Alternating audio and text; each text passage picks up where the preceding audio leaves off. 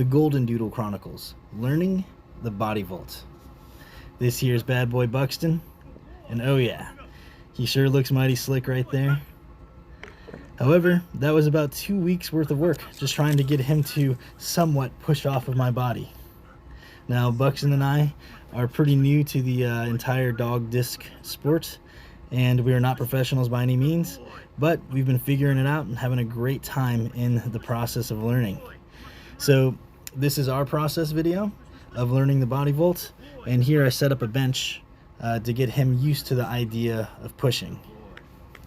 Worked pretty well for him. Now I'm sitting down on the bench to get him used to the idea of pushing off of me, which I think is pretty weird for them.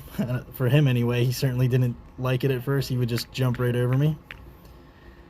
And so now, in order to keep him from jumping over me completely, I put a little height and was able to, position my weight and drop my knee down just a bit to make it somewhat easier for him.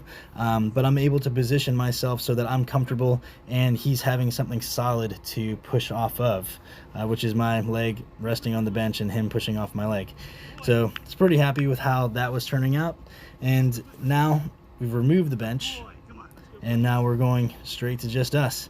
As you can see, I'm kind of not really knowing what I'm doing here. I'm not sure exactly what the proper form or body position is, and just figuring it out. You can see it gets mighty awkward here. I'm not giving him a solid base, and I'm learning it just as much as he's learning it as we go. Yeah, so pretty good time there. But pretty much figured out that we got to take it slow. Just keep doing the paws up and then having him push.